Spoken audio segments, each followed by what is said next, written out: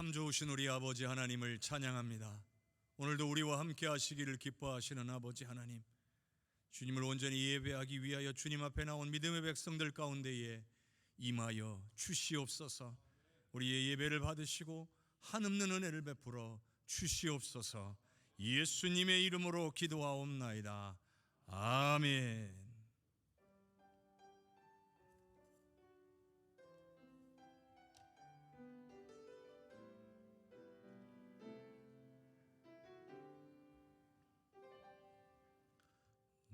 나는 하나님을 예배하는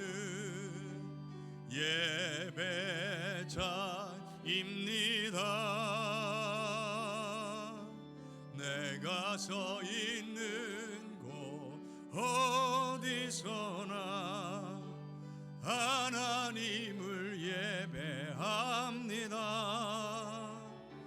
내 영혼 거룩한 은혜를 향하여 내 마음 완전한 하나님 향하여 이곳에서 바로 이 시간 하나님을 예배합니다.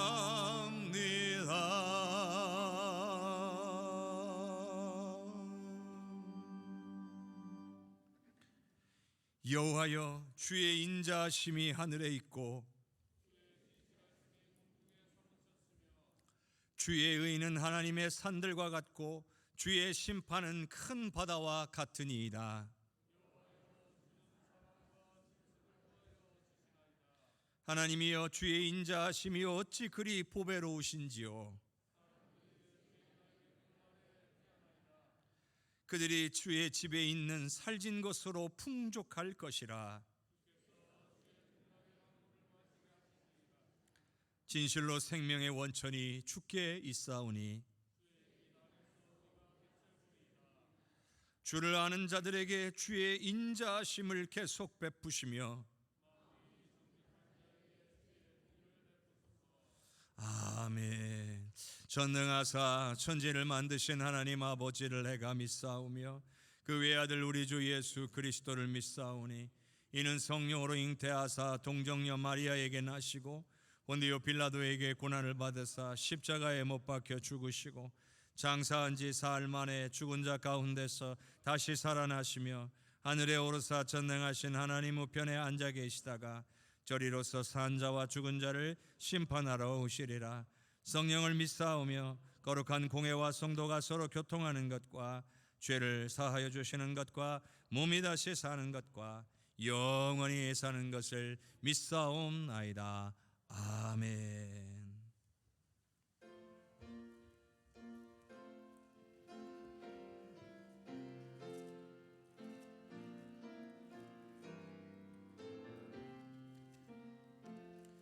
주 예수님 내 맘에 오사 날 붙들어 주시고 내 마음에 새 힘을 주사 늘 기쁘게 하소서.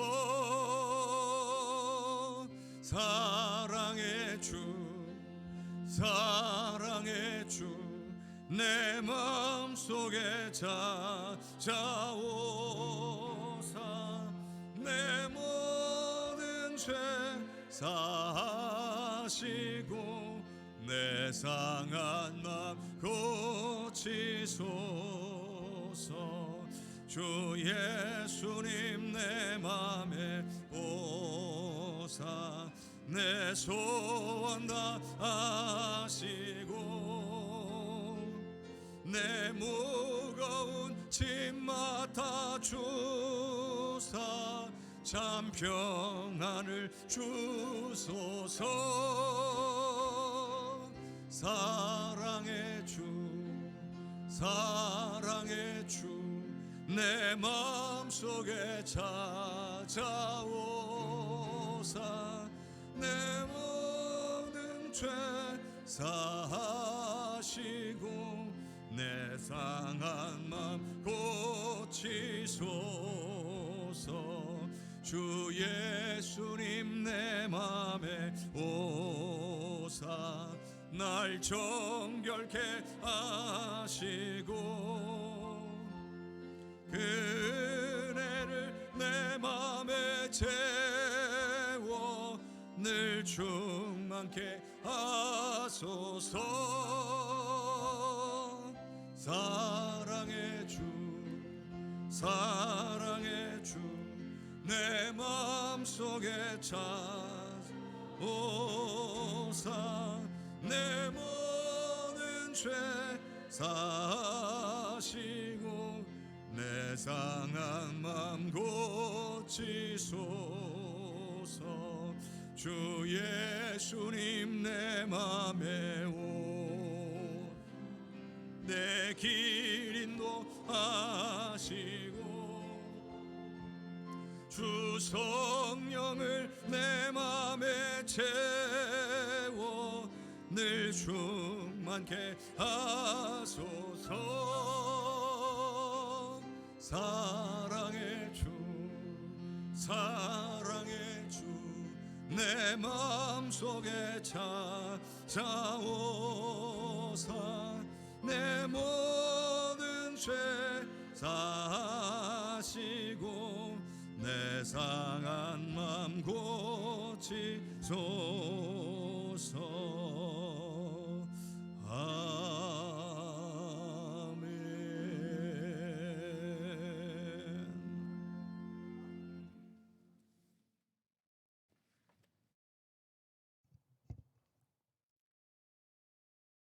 사랑과 은혜가 풍성하신 하나님, 변함없는 사랑으로 저희들을 사랑하시어 지난 한 주간 주님의 품 안에 있게 하시고 거룩하고 복된 성의를 허락하셔서 주님 앞에 나와 예배하게 하심을 감사드립니다.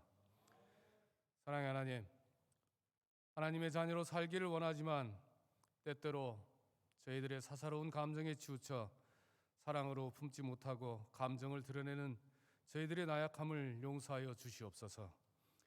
이 시간 경배와 찬양으로 우리의 마음을 주님께 올려드리오니 기쁨으로 흠양하여 주시고 하나님의 이름만이 높여지는 이 시간이 되게 하여 주시옵소서. 사랑의 하나님, 주님의 말씀대로 살지 못하고 말과 행동으로 지은 죄가 너무나 많습니다. 주님의 자녀로 세상을 살아간다는 것이 너무나 힘겹고 어려운 일인 줄 아오나 주님께서 말씀하신 사랑을 말씀 그대로 실천하게 하옵소서. 간절히 원하옵기는 저희들의 믿음과 삶이 주님을 닮아가게 하옵소서. 주님께서 이 세상에 오셔서 몸소 보여주시고 실천하신 그 믿음과 삶을 따라 살게 하옵시고 저희들의 믿음과 기도가 세상의 헛된 것들을 바라지 않고 주님을 바라보게 하시고 하늘나라를 소망하게 하옵소서. 사랑의 하나님, 새해에는 저희 교회가 변화되고 성장하는 교회가 되게 하옵소서.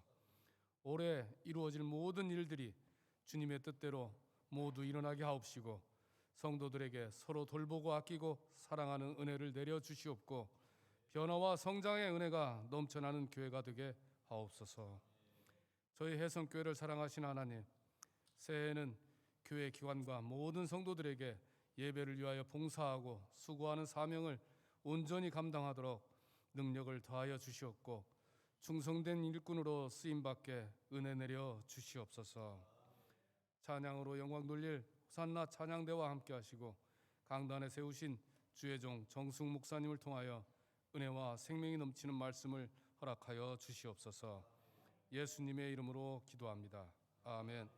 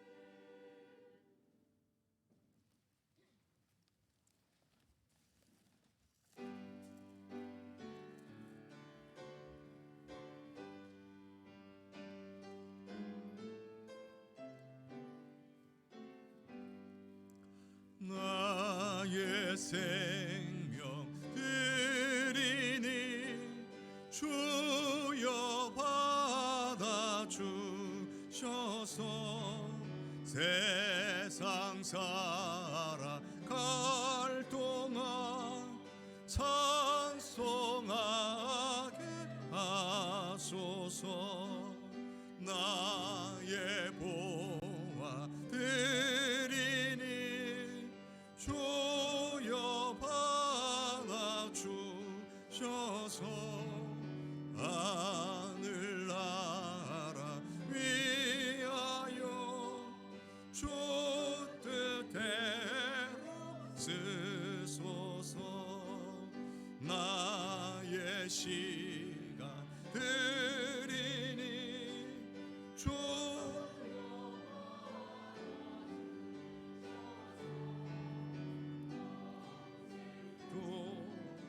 주 위에 봉사하게 하소서.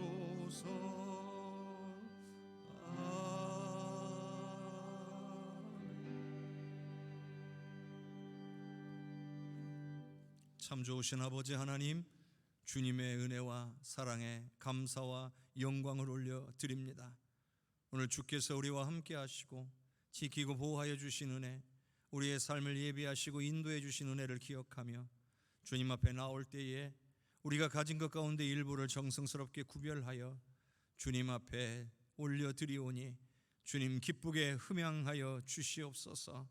주님께서 원하시고 바라시는 일, 하나님의 뜻과 하나님의 나라와 하나님의 역사를 위한 곳에만 온전히 쓰여지므로 하나님의 능력이 나타나게 하시고 오늘 우리에게는 큰 기쁨과 은혜의 조건이 될 수 있게 하여 주시옵소서. 그 은혜가 감사해서 더 많이 하나님 앞에 영광 올릴 수 있도록 하늘의 좋은 것으로 충만하게 귀한 손길들 위에 풍성하게 채워 주시옵소서. 입술에서 감사가 끊어지지 않도록 하나님 앞에 헌신하는 자에게 베풀어 주시는 은혜가 어떤 것인지를 깨달을 수 있도록 주께서 역사하여 주시옵소서. 하나님, 오늘 우리가 이 시간 나올 때 물질만 드리는 것이 아니라 우리의 모든 삶의 계획과 우리의 모든 생각과 우리의 나의 삶의 모든 것을 드리기를 원하오니 이 시간 받아 주시옵소서. 오늘 예배가 온전한 주님이 기뻐하시는 예배가 될 수 있기 위하여 사모함을 가지고 나와 주신 사명을 온전히 주님을 의지하여 감당하며 주님께 영광되기만을 원하는 귀한 손길들을 기억하여 주시고 2023년 모든 우리 하나님의 사명자들이 자신에게 주어진 사명을 성실히 감당함으로 우리 하나님의 역사하심을 보게 하여 주시옵고 하나님 앞에 모든 감사와 영광을 올리며 살아가게 하여 주시옵소서.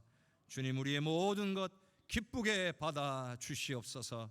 예수 그리스도의 이름으로 감사 기도하옵나이다.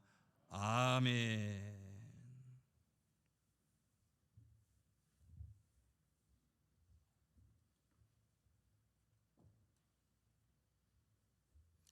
오늘 우리에게 주시는 하나님의 말씀은 미가 6장 1절에서 8절까지의 말씀입니다.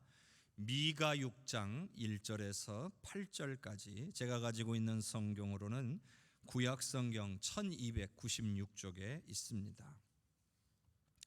너희는 여호와의 말씀을 들을지어다. 너는 일어나서 산을 향하여 변론하여 작은 산들이 내 목소리를 듣게 하라 하셨나니 너희 산들과 땅의 견고한 지대들아 너희는 여호와의 변론을 들으라. 여호와께서 자기 백성과 변론하시며 이스라엘과 변론하실 것이라. 이르시기를 내 백성아 내가 무엇을 내게 행하였으며 무슨 일로 너를 괴롭게 하였느냐. 너는 내게 증언하라. 내가 너를 애굽 땅에서 인도하여 내어 종노릇하는 집에서 속량하였고 모세와 아론과 미리암을 내 앞에 보냈느니라. 내 백성아 너는 모압 왕 발락이 꾀한 것과 부올의 아들 발람이 그에게 대답한 것을 기억하며 시팀에서부터 길갈까지의 일을 기억하라.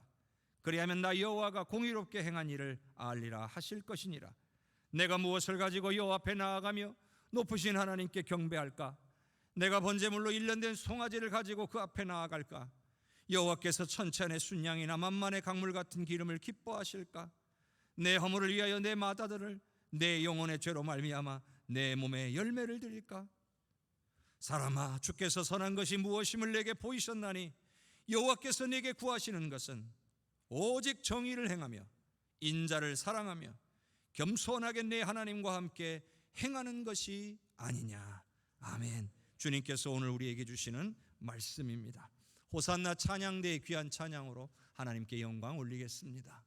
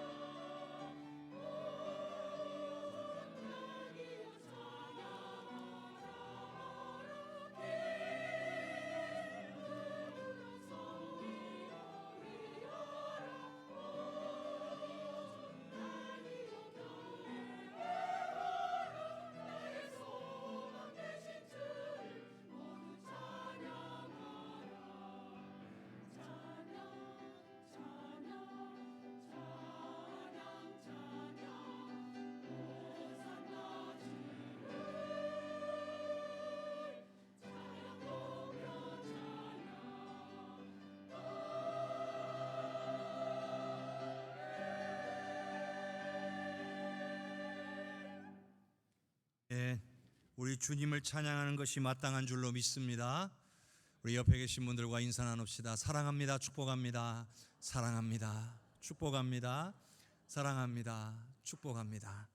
우리 주님의 크신 은혜와 사랑이 오늘 거룩한 주일에 주님 앞에 나와 온전히 주님을 예배하기를 기뻐하시는 우리 모든 성도님들과 가정에 임하시기를 주님의 이름으로 축복합니다.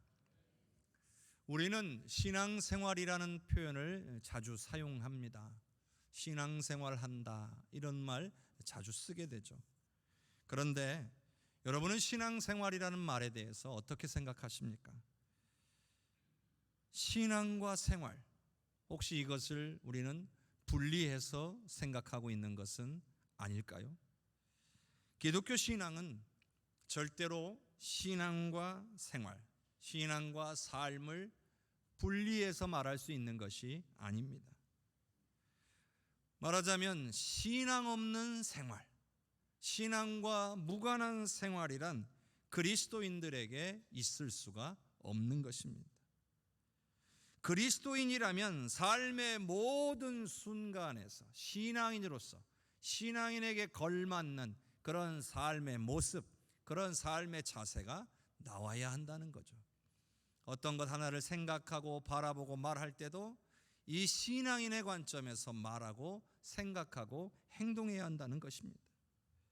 왜냐하면 우리가 가지게 된 이 신앙은 단지 내 삶의 어느 한 부분만을 차지하는 것이 아니기 때문이에요.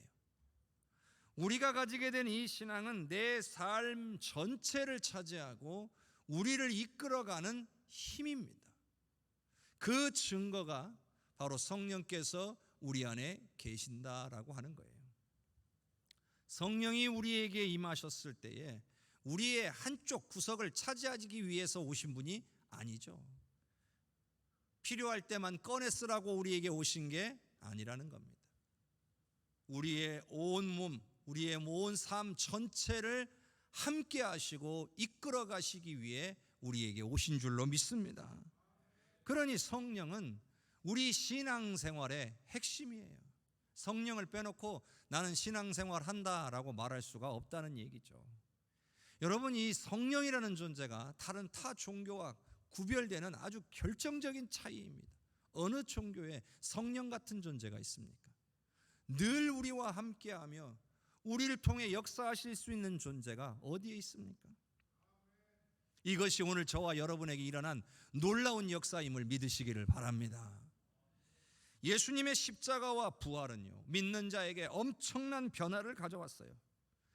믿는 자에게 놀라운 변화를 일으켰다는 거죠. 그런데 단순한 생각 정도가 바뀌는 그런 수준의 변화가 아니에요. 마음 한구석에 한 줄기 믿음이 생겨났다, 이런 정도의 변화가 아니에요. 우리 인생을 송두리째 바꿔놓는 엄청난 변화가 일어났다는 것을 알아야 합니다. 자, 그러면 어떤 변화가 일어났는지 제가 좀 정리해 보도록 하겠습니다. 첫 번째는요, 죄의 문제가 해결됐다는 거예요. 예수님의 십자가와 부활은 우리의 죄의 문제를 해결했다는 겁니다. 이건 정말 중요합니다. 왜냐하면 성경을 처음부터 끝까지 쫙 읽다 보면 끊임없이 나오는 이야기가 있어요. 바로 죄에 대한 이야기입니다. 성경의 내용은 죄 때문에 어떤 일을 겪어야 하고 결국 죄를 해결하기 위해서 우리 하나님이 어떤 일을 행하시는가, 이 내용으로 가득 차 있습니다. 그러니까 처음부터 끝까지 죄에 대한 이야기가 계속해서 나옵니다. 근데 이 죄가 왜 이렇게 문제냐? 자, 이사야 59장 2절을 함께 읽어보겠습니다. 오직 너희 죄악이 너희와 너희 하나님 사이를 갈라놓았고 너희 죄가 그의 얼굴을 가리어서 너희에게서 듣지 않으시게 함이니라. 죄가 하나님과 우리 사이를 갈라놓는다는 거죠. 하나님께서 창조하신 아름다운 에덴 동산에서 아담과 하와가 쫓겨날 수밖에 없었던 이유는 죄 때문이었어요. 근데 그것만이 아니에요. 그 아담의 범죄로 인해서 이 땅에 태어나는 모든 생명, 인간들은 영적으로 죽은 것과 같은 상태가 됐어요. 아담은 에덴 동산에서 하나님과 소통할 수 있었어요. 그런데 아담의 범죄로 사람들은 더 이상 하나님과 소통할 수 없는 존재가 된 거예요. 이렇게 하나님과 소통하지 못하게 만든 이 아담의 죄악을 가리켜서 원죄라고 합니다. 그렇기 때문에 이 원죄를 해결하지 않으면, 이 죄를 해결하지 않으면 우리는 이 영적으로 있는 이 죽어있는 이 상태에서 벗어날 수가 없게 돼요. 영적인 상태로 죽은 상태에서 벗어나지를 못한다, 이 말은 뭐겠어요? 영생할 수가 없다, 천국 갈 수가 없다, 이런 얘기예요. 그러니 하나님이 우리를 창조해 놓으시고 우리가 그렇게 된 것을 방치하시지 않았다는 거죠. 그래서 바로 하나님은 우리의 죄의 문제를 해결하실 계획을 세우셨어요. 그게 바로 예수님의 십자가와 부활이에요. 예수님께서 우리의 죄를 대신하여 죄값을 대신 치러주셨기 때문에 우리는 죄값을 치르지 않게 된 거예요. 믿는 자는 더 이상 죄값을 치를 필요가 없어지게 된 거예요. 바로 십자가와 부활의 은혜로 죄사함을 받게 된 거예요. 이게 우리에게 일어난 첫 번째 놀라운 변화예요. 죄로부터 자유해졌다는 거죠. 두 번째로는요, 죄의 문제만 해결되는 게 아니라 이때 더불어 일어나는 놀라운 변화가 있어요. 그게 뭐냐면 영적으로 새롭게 되는 거예요. 요한복음 5장 25절을 같이 읽어봅시다. 진실로 진실로 너희에게 이르노니 죽은 자들이 하나님의 아들의 음성을 들을 때가 오나니 곧 이때라. 듣는 자는 살아나리라. 아멘. 예수님께서 하신 이 말씀은요, 예수님의 말씀, 즉 하나님의 말씀을 듣고 믿는 자들이 영적으로 거듭나게 된다, 새롭게 태어나게 된다, 이 말씀을 하시는 거예요. 여러분, 영적으로 거듭난다는 말은요, 완전히 새로운 존재가 됐다는 뜻이에요. 물론 겉모습은 변하지 않지만 우리의 내면에서 놀라운, 다시는 예전으로 돌아갈 수 없는 엄청난 변화가 일어났다는 거예요. 여러분, 세상에는 영적으로 거듭난 사람들과 영적으로 거듭나지 못한 사람들이 있을 뿐이에요. 그 사이에 중간에 애매하게 걸쳐 있는 사람은 있을 수가 없어요. 그런데 여러분, 영적으로 거듭난 사람들은 어떤 특징이 있냐면 하나님을 압니다. 그리고 하나님을 아니까 하나님을 찾습니다. 하나님과 소통할 수 있게 돼요. 하나님의 음성을 들을 수 있게 된다는 거죠. 이게 우리 안에서 일어난 놀라운 변화 때문에 일어난 일이에요. 우리 안에 죽어있던 영이 새롭게 태어남으로 그 영이 하는 일이에요. 하나님과 소통하게 하는 일. 그런데 거듭나지 못한 사람들은 하나님을 알지 못합니다. 하나님을 찾지 않습니다. 하나님의 음성도 들을 수가 없어요. 그 말은 뭡니까? 하나님께로 가까이 갈 수도 없고 하나님이 오실 수도 없어요. 그 말은 죽음 이후에는 심판을 받을 수밖에 없다는 거예요. 천국에 들어갈 수가 없는 거예요. 왜냐하면 천국은 누가 들어갑니까? 거듭난 사람, 즉 영적으로 새롭게 태어난 사람만이 들어갈 수 있는 곳이에요. 영적으로 거듭나지 못한 사람은 아무리 착하고 선한 일을 많이 했어도 심판을 면할 길이 없는 거예요. 그게 천국의 비밀이에요. 거듭나야 가는 곳이에요. 영적으로 새롭게 태어나야 가는 곳이에요. 오늘 저와 여러분이 영적으로 거듭난 하나님의 진정한 구원받을 백성인 줄로 믿습니다. 그런데 여기에 한 가지 더, 세 번째 우리에게 일어난 놀라운 변화는 뭐냐면 내 안에 성령이 임하셨다는 사실이에요. 성령은 누구십니까? 하나님의 영이시면서 예수님의 영이시기도 한 분이에요. 그 말은 성령이 내 안에 계시다라는 말은 내 안에 하나님이 계신다는 말이에요. 예수님이 계신다는 말이에요. 같은 말입니다. 자, 고린도전서 3장 16절을 읽어봅시다. 너희가 하나님의 성전인 것과 하나님의 성령이 너희 안에 계시는 것을 알지 못하느냐. 여러분, 성전이 뭐예요? 문자 그대로 보면 거룩한 집이라는 뜻이죠. 그러면 여기서 거룩한 집, 거룩한이 중요해요? 집이 중요해요? 거룩한이 중요하죠. 당연한 겁니다. 우리가 이 교회를 성전이라고 불러요. 정확히 말하면 이 지금 우리가 앉아있는 예배드리는 이 건물을 성전이라고 부르는 거예요. 그러면 제가 여러분에게 한 가지 질문해 볼게요. 이 건물은 항상 성전일까요? 여러분은 어떻게 생각하시나요? 이 건물은 언제나 변함없이 항상 성전일까요? 자, 여러분이 생각해 보세요. 이 건물이 성전이 되려면 여기에 하나님이 임하셔야 성전이 되는 줄로 믿으시기를 바랍니다. 여기에 하나님이 임하시지 않으면 그냥 건물일 뿐인 거예요. 교회들 중에 교회가 팔리는 경우가 있죠. 건물이. 그래서 교회 건물이 더 이상 교회 건물이 아니고 그냥 그 외관을 그대로 두고 약간의 리모델링만 해가지고 다른 용도로 사용하는 그런 건물들을 볼 때가 있죠. 과거에는 뭐였어요? 예배당이었어요. 근데 지금은 예배당이 아니죠. 그럼 과거에는 성전이었을지 모르나 지금은 성전이 아닌 거죠. 맞죠? 건물이 성전이 아닌 거예요. 십계명과 아론의 쌍난 지팡이와 만나 항아리가 담긴 법궤 역시도 하나님이 임재하셔야 비로소 거룩해지는 거예요. 하나님이 임재하시지 않으면 그건 상자에 불과한 거예요. 그런데 방금 읽은 말씀은 우리가 하나님의 성전이래요. 그리고 그 성전에 성령이 임하여 계신다라고 하였습니다. 바꿔 말하면 성령이 내 안에 계시기 때문에 내가 성전이 되었다는 거예요. 성령이 내 안에 계시지 않으면 나는 성전이 아닌 거예요. 오늘 말씀은 네가 성령을 받지 않았느냐라는 질문인 거예요. 그 말은 성령을 받았기 때문에 너는 지금 성전이다. 그 얘기를 지금 하고 있는 거거든요. 자, 그러면 우리가 이거부터 생각해야 돼요.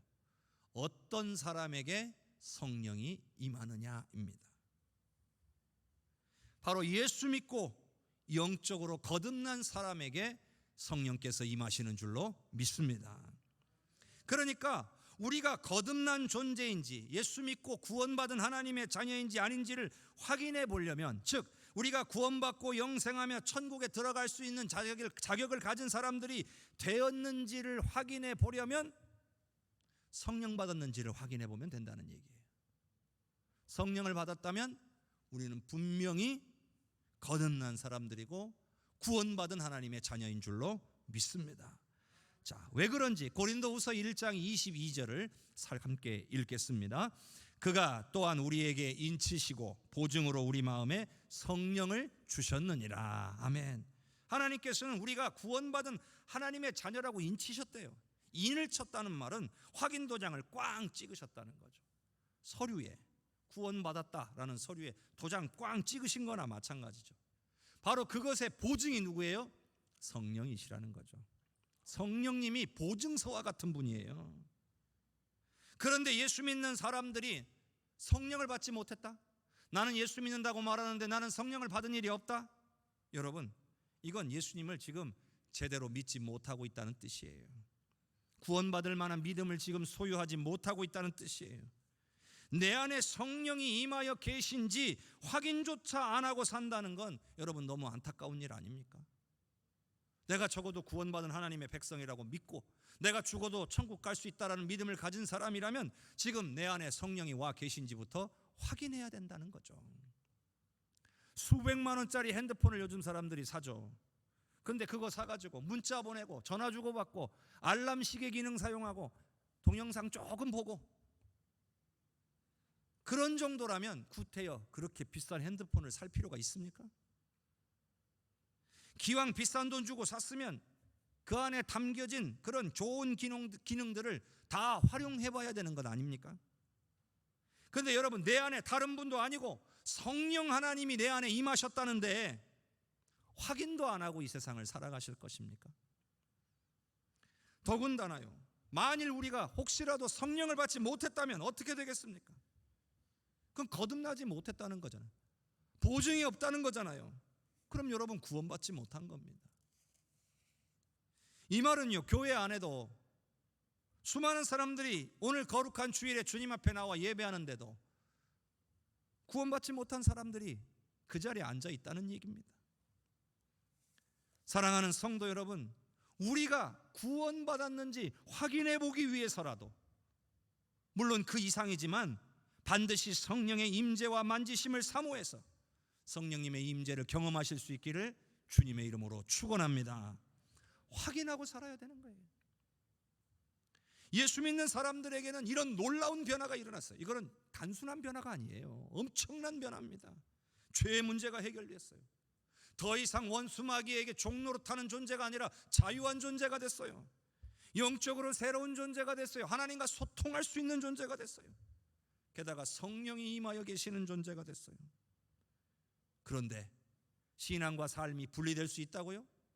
이건 말이 안 되는 거죠.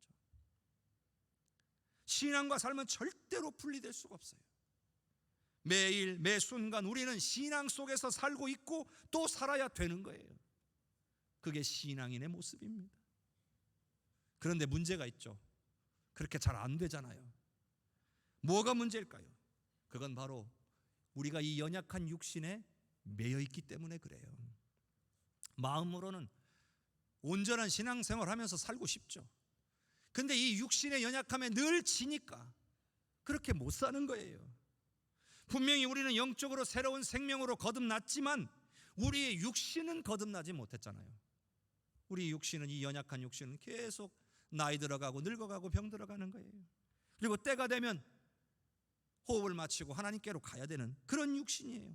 결국에는 영원히 입을 몸이 아니라 언젠가는 벗어야 될 몸이에요. 그렇기 때문에 우리가 이 육신을 입고 살아가는 동안에는 늘 죄의 유혹과 공격을 받게 되어 있는 거예요. 그렇기 때문에 내 안에 임하신 성령님의 인도하심을 따르며 살아야 죄의 유혹을 이기고 살아갈 수 있게 되는 거예요. 원수마귀의 공격을 물리치고 살아갈 수 있게 되는 거예요. 그런데 성령의 도우심을 찾고 구하지 않으니까 자꾸 육신을 타고 들어오는 죄의 유혹에 넘어지는 거예요.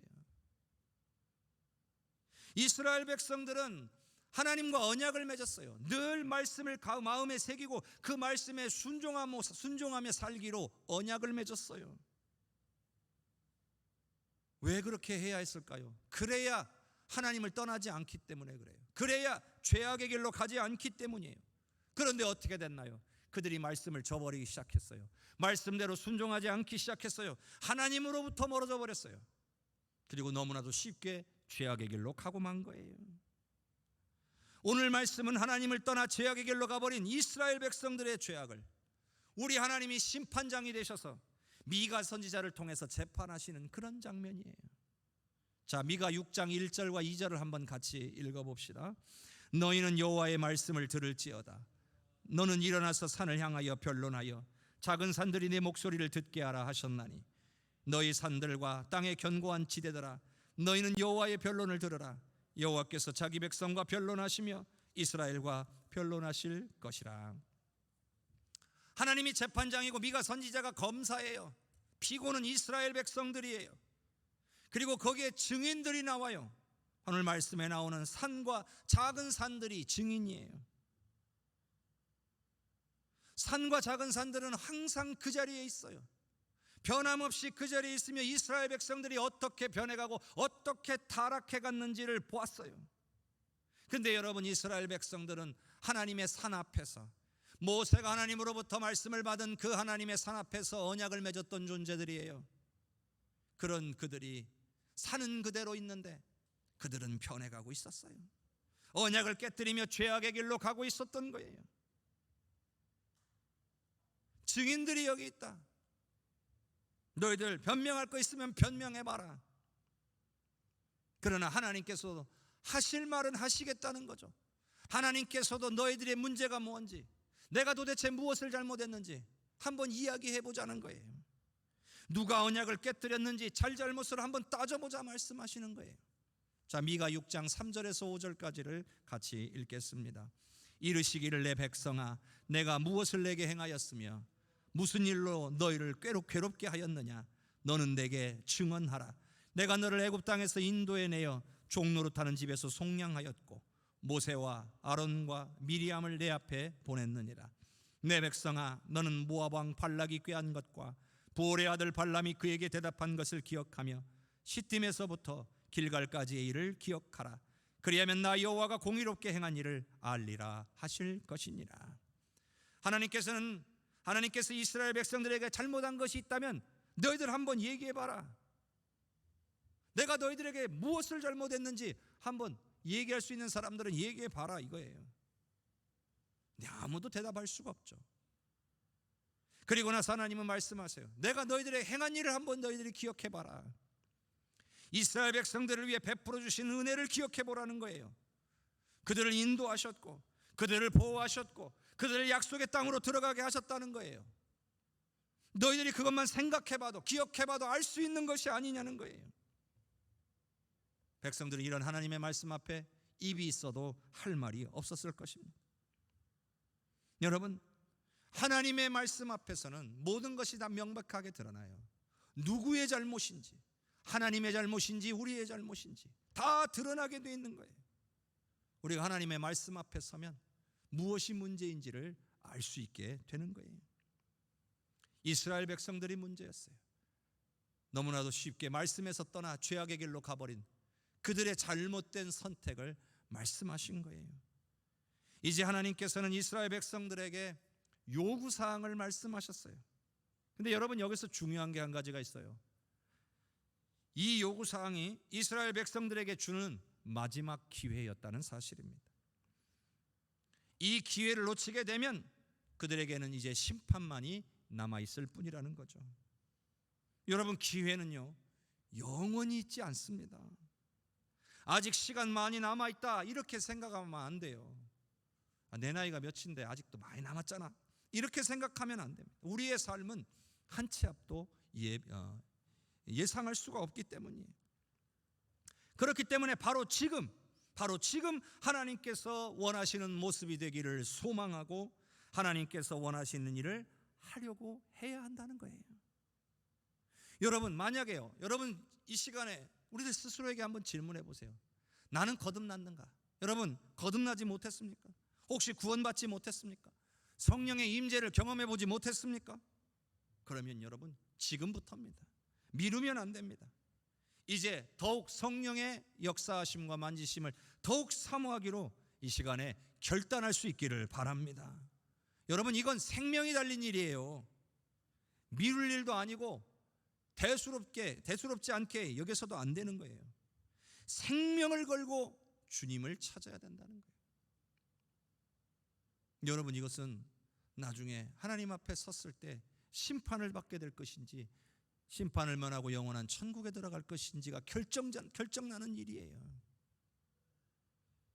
오늘 사랑하는 우리 모든 성도님들, 성령의 인도하심을 더욱 간절히 사모해서 성령의 충만한 역사가 일어나기를 주님의 이름으로 축복합니다. 미가 6장 6절과 7절을 함께 읽겠습니다.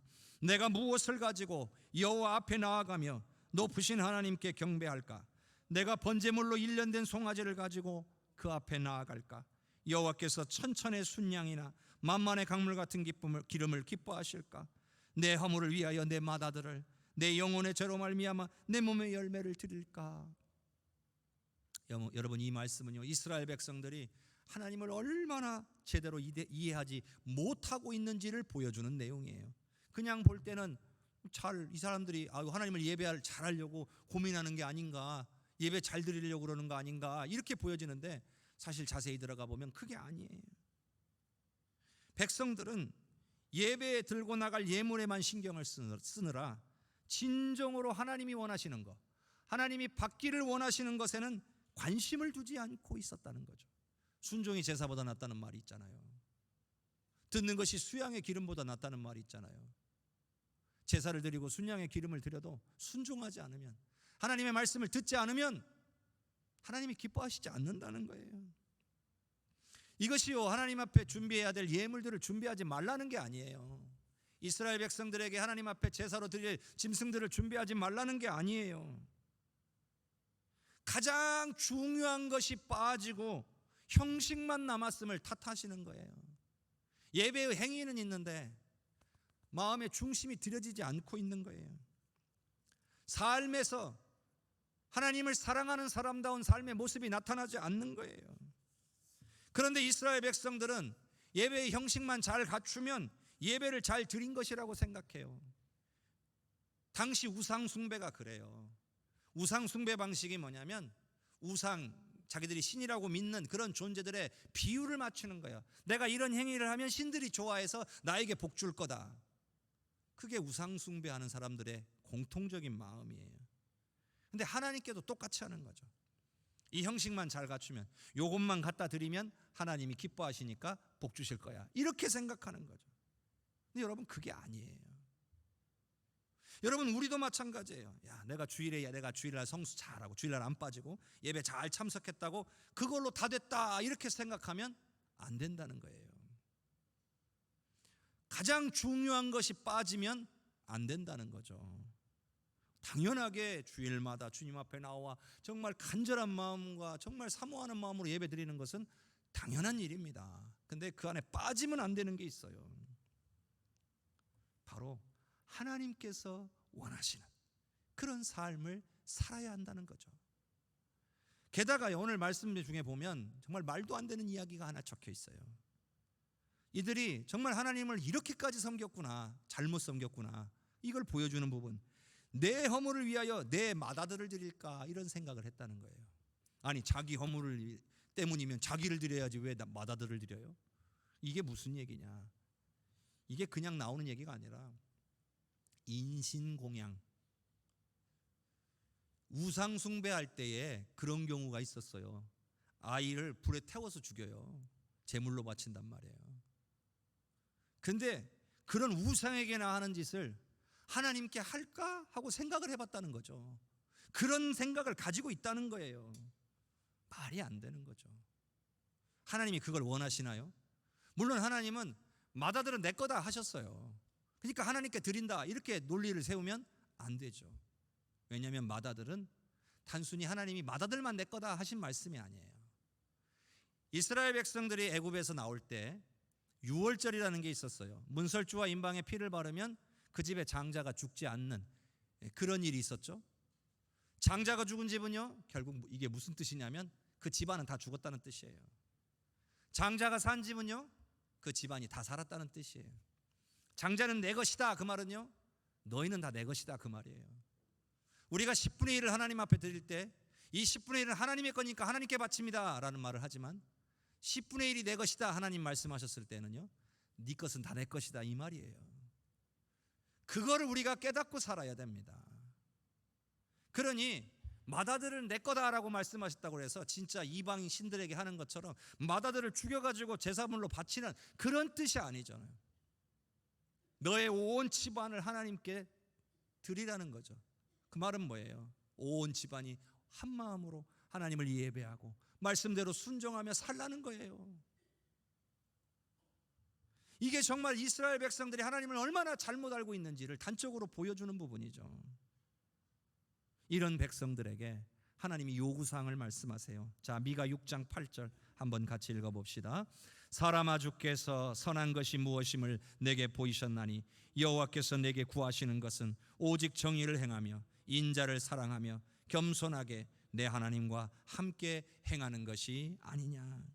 그러면 하나님이 진정으로 원하시는 것은 세 가지입니다. 첫째, 정의를 행하는 것. 둘째, 인자를 사랑하는 것. 셋째, 겸손하게 하나님과 함께 행하는 것입니다.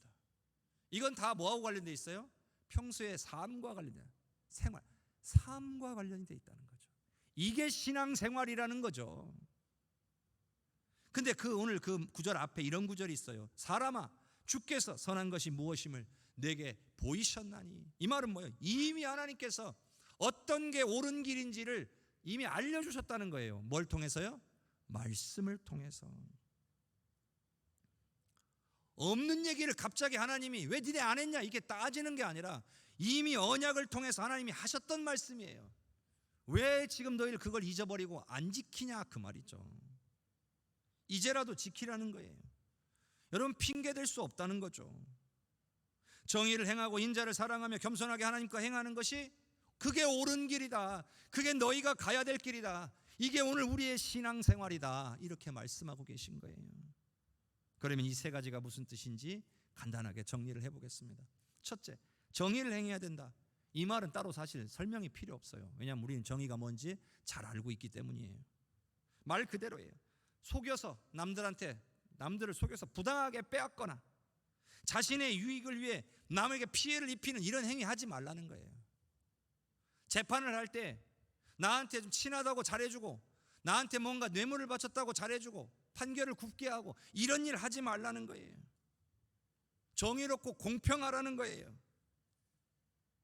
남이야 어떻게 되든지 나만 괜찮으면 된다고 생각하는 신앙이 되면 안 된다는 거예요. 그런 사람들은 오늘 재판장에선 이 이스라엘 백성들과 다를 것이 없는 사람들이라는 거죠. 근데 이걸 깨닫지 못하는 신앙인들이 많아요. 정의를 행해야 되고 공평해야 되고 오늘 신앙인의 모습이어야 될 줄로 믿습니다. 그런데 계속해서 이 말씀이 주는 하나님의 경고를 무시하게 되면 결국 심판을 면할 길이 없다는 거예요. 하나님의 진노와 형벌이 임하게 된다는 거죠. 나중에 실제로 그렇게 됐습니다. 두 번째는 인자를 사랑해야 된다고 했어요. 인자는 사람을 가리키는, 사람들을 가리키는 말이에요. 그러니까 사람들에게 정의롭고 공평하게 대하는 것을 뛰어넘어서 그건 당연하고 그 위에 더 적극적인 자세가 있어야 된다는 얘기예요. 연약한 자들을 돌보고 섬기고 나누고 살아야 된다는 거죠. 성경에 뭐라고 되어 있어요? 하나님께서 고아와 과부와 나그네들을 선대하라고 그러잖아요. 그들의 필요를 채워주라고 하잖아요. 그들의 부족함을 외면하지 말라고 하잖아요. 적극적인 자세를 가지라는 거죠. 그게 하나님이 원하시는 일이에요. 목회자만 이 일을 하거나 교회라고 하는 한 기관이 그 일을 하는 게 아니라 여러분 한 사람 한 사람이 여러분의 삶 속에서 그 일을 해야 된다는 거예요. 여러분 주변에 형제나 이웃이나 친구나 부모, 형제, 자식들 간에 이런 연약한 가운데 있는 사람들을 외면하지 말라는 거예요. 그걸 외면하면서 나는 신앙생활한다? 잘못된 신앙생활이라는 거죠. 내가 능력이 안 돼서 못할 수는 있어요. 그러나 내가 할 수 있는 범위 안에서의 내가 할 수 있는 섬김과 나눔과 사랑을 베푸는 것, 이것이 하나님이 기뻐하시는 일인 줄로 믿으시기를 바랍니다. 세 번째는요, 겸손히 하나님과 행해야 한다는 거예요. 즉 하나님과 동행하는 삶을 살아야 된다는 거죠. 그러니까 내 안에 계신 성령님의 인도함을 따르며 살아야 된다는 것이죠. 그런데 겸손하게 그렇게 하래요. 그 말은 뭐예요? 하나님의 말씀에 기쁘게 순종하라는 거예요. 내 뜻을 앞세우지 말고 내 생각대로 내가 앞장서 가면서 하나님 따라오세요 이러지 말고, 하나님 나 어디로 가야 돼요? 하나님 저 어떻게 할까요? 하나님의 말씀을 듣고 순종해서 따라가라는 거죠. 그게 겸손하게 하나님과 동행하는 삶의 모습인 거예요. 여러분, 이렇게 되려면 늘 사모해야 돼요. 늘 하나님을 찾고 구하고 하나님의 음성에 귀 기울이는 자세가 필요해요. 성령의 만지심을 간절히 구해야 된다는 말이에요. 그렇지 않으면 겸손하게 하나님과 동행할 수가 없어요. 성령님과 무관한 삶을 살아갈 수밖에 없는 거예요. 말씀을 정리하겠습니다. 사랑하는 성도 여러분, 예수 믿는 우리는 완전히 새로운 존재로 거듭난 사람들이에요. 죄의 문제가 해결되고 영적으로 새롭게 태어났으며 성령이 임하여 계신 존재가 되었다는 사실을 기억할 수 있기를 바랍니다. 그러므로 우리가 이렇게 예배당에 나와 함께 예배드리는 것만큼이나 우리의 삶 속에서도 신앙인으로서 그의 합당한 삶을 살아가려고 노력해야 된다는 것, 이것도 중요하다는 거예요. 우리의 삶 자체가 변화되지 않으면 안 된다는 겁니다. 이기적인 모습은요, 신앙인의 모습이 아닙니다. 하나님께서요, 그래 너희들만 잘 먹고 잘 살아라 이러실 분이 아니에요. 예수 믿는 너희들만 잘 먹고 잘 살아라 이러시는 분이 아니에요. 하나님에게는 모든 이 땅의 피조물이 다 하나님이 사랑하시는 귀한 백성들인 줄로 믿습니다. 그러니 정의롭고 공평해야 하고 돕고 섬기고 나누는 것이 진정한 신앙인의 모습이에요. 무엇보다 늘 주님과 함께 동행하고 주님과 함께 걸어가기를 사모하는 그러한 사람들이 참된 신앙인인 거예요. 신앙과 생활이, 신앙과 삶이 분리된 것이 아니라 하나가 되어지는, 즉 신앙생활이 곧 생활신앙이 되는 그런 성도가 참된 신앙인인 거예요. 우리 해성교회 모든 성도님들이 2023년에 우리 하나님께서 지금 요구하고 계시는, 하나님께서 원하시는 모습으로 변화되고 성장하는 한 해가 되기를 소망합니다. 이를 위해 더욱 성령의 임재와 만지심을 구하고 말씀을 더욱 사모하여 말씀의 능력으로 굳게 서시는 성도님들이 되시기를 주님의 이름으로 축복합니다. 우리 이 시간 합심하여 기도합시다. 우리 함께 기도할 때, 주님, 우리가 구원받았다라고 하는 사실에 보증이 되시는 것이 성령님이신 것을 깨달았습니다. 그러므로 성령님을 사모하기로 이 시간 결단합니다. 성령의 임재와 충만케 하심을 경험하기를 원합니다. 그래서 구원의 확신 가운데 살게 하여 주시옵소서. 또한 하나님께서 원하시는 일을 행하여 삶으로 드리는 참된 예배자, 참된 신앙생활을 할 수 있는 성도들이 되게 하여 주시옵소서. 정의롭고 공평하기를 원합니다. 사랑하고 섬기며 나누기를 원합니다. 늘 주님을 찾고 구하여 순종하기를 원합니다. 성령님 도와 주시옵소서. 우리 합심해서 기도합니다. 주여, 주여, 주여. 내가 풍성하신 아버지 하나님, 우리가 구원받았다는 사실에 보증이 되시는 분이 성령님이신 것을 깨달았습니다. 아버지, 우리 사랑하는 성도들 더욱 성령을 사모하기로 결단할 때에 성령님 임재하여 주옵소서. 성령의 임재와 충만케 하심을 경험하여 구원의 확신 가운데 살게 하여 주옵소서. 날마다 입술에서 성령님 함께하여 주옵소서. 성령님 도와주옵소서. 성령님 지혜를 주옵소서. 성령님 해결하여 주옵소서. 성령님 나 알려주시옵소서. 구하는 자들이 되게 하여 주셔서 하나님이 원하시는 일을 행하여 삶으로 드리는 참된 예배자, 참된 신앙생활을 하는 성도들이 되게 하여 주시옵소서. 오늘 주께서 요구하시는 대로 아버지 삶으로, 아버지 정의로 공평하며 사랑하고 섬기며 나누며 늘 주님을 찾고 구하여 순종하는 성도들이 되기를 원합니다. 주님, 도와주시옵소서. 사랑하는 성도들 아버지 하나님께서 붙잡아 주시고 주님이 원하시는 모습으로 변화되고 성장할 수 있도록 은혜 내려 주시옵소서. 은혜 내려 주시옵소서. 역사하시는 주님을 찬양합니다.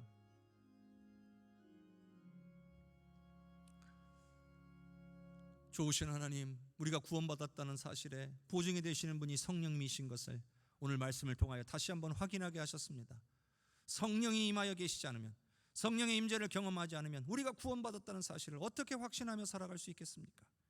그러나 성령의 임재를 경험하면, 성령의 만지심을 경험하고 살아가면 내가 확실히 죄사함의 은혜를 누렸고 거듭났으며 성령님께서 내 안에 계심을 확인하며 영생하는, 천국 가는 자격을 가진 자라는 사실을 확신하게 될 줄로 믿습니다. 사랑하는 우리 성도들, 더욱 성령님께 구하여 성령 충만, 성령의 역사를 경험하는 성도들이 다 되게 하여 주시옵소서. 또한 정의롭고 공평하며 사랑하고 섬기며 나누고 또한 주님을 늘 찾고 구하여 순종하기를 기뻐하는 그러한 참된 신앙인, 참된 신앙생활을 할 수 있는, 우리 하나님이 요청하시는 대로 따르는 귀한 믿음의 백성들 되게 하여 주셔서 삶 속에서 우리 하나님의 은혜와 복을 누리며 하나님께서 풍성케 해주시는 삶을 누리며 살아가도록 은혜 내려 주시옵소서. 예수 그리스도의 이름으로 기도하옵나이다. 아멘.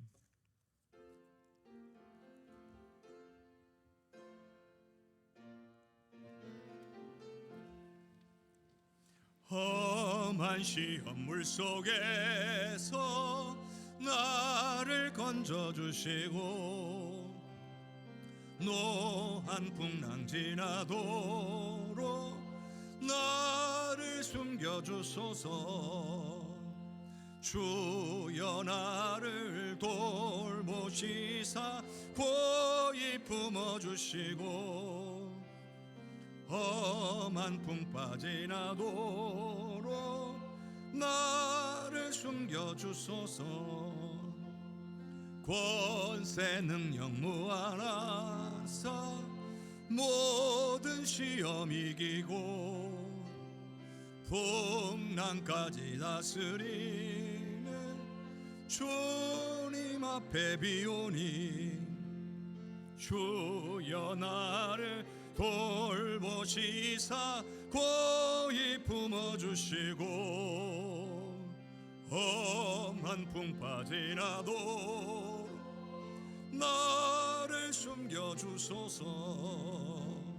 죄악길에 빠지니 뭐 캄캄한 데 헤매며 부르짖는 나의 원 들으소서. 내 주여 주여 나를 돌보시사 고이 품어주시고 험한 풍파 지나도록 나를 숨겨주소서. 아멘.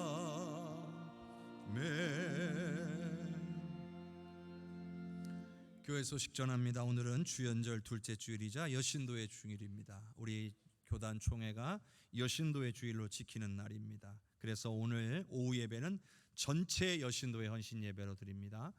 여신도의 임원들 헌신 예배가 아니고 전체 여신도들의 헌신 예배를 드리는 날인 것을 꼭 기억하시고 함께 예배할 수 있기를 바랍니다. 오늘 오후 예배 마치면 공동의회가 있습니다. 2022년 한 해를 우리 하나님 베풀어 주신 은혜를 기억하고 2023년을 위해서 기도하고 또 새로운 예산을 또 결정하고 하는 귀한 시간이 되겠습니다. 공동의회는 모든 세례교인 이상의 자격이 있습니다. 함께 참석하셔서 공동의회를 통해 하나님의 역사를 위해 기도하시는 여러분들이 되기를 바랍니다. 화요 성서통독은 가정에서 진행하시고요. 구역장 모임 이번 주에 지난주에 진행했는데요. 지난주에 참석하지 않으신 구역장님들은 꼭 이번 주에는 꼭 수요일에 예배 후에 우리가 함께 모일 수 있도록 협력해 주시기를 바랍니다. 전체 여신도에서 설을 맞아 떡국떡을 준비하여 판매하고 있습니다. 로비와 지하 주차장에서 여러분 구입하실 수 있습니다. 설 명절 안내를 드립니다. 돌아오는 주일이 설 명절 당일입니다. 그래서 1, 2부 예배만 드리고 오후 예배는 가정에서 드리시기를 바라고요. 역시 연휴가 화요일까지 계속되는 관계로 월요일과 화요일, 내일과 모레 아닙니다.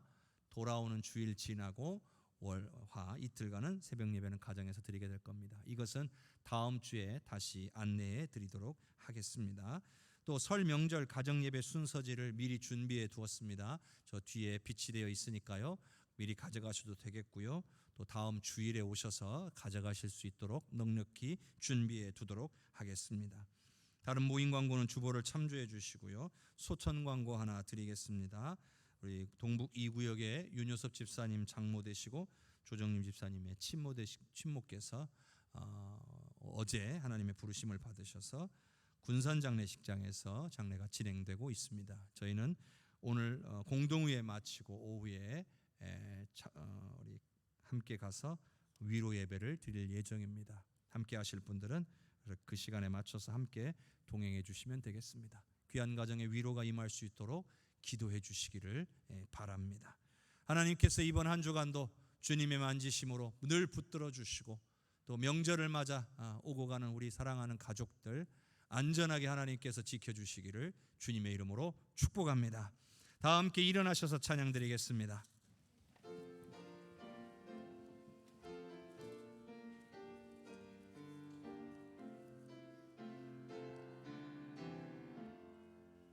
성령의 은사를 나에게 채우사 주님의 사랑 본받아 나 살게 하소서. 성령의 은사를 나에게 채우사 정결한 마음 가지고 나 행케 하소서. 성령의 은사를 나에게 채우사 더러운 세상 탐욕을 다 태워 주소서.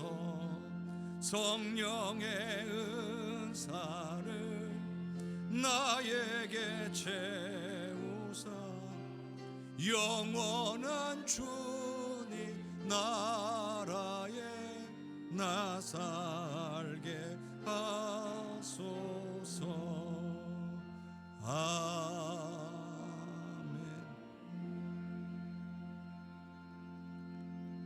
여호와는 내게 복을 주시고 너를 지키시기를 원하며 여호와는 그의 얼굴을 내게 비추사 은혜 베푸시기를 원하며 여호와는 그 얼굴을 내게로 향하여 드사 평강 주시기를 원하노라.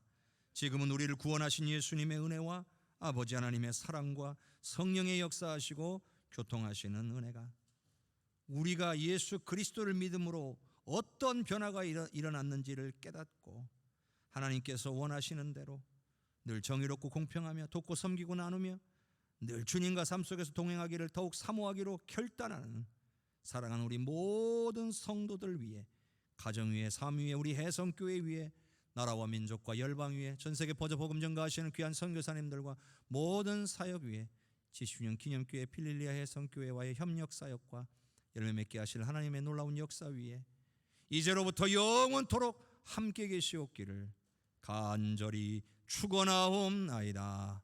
아멘.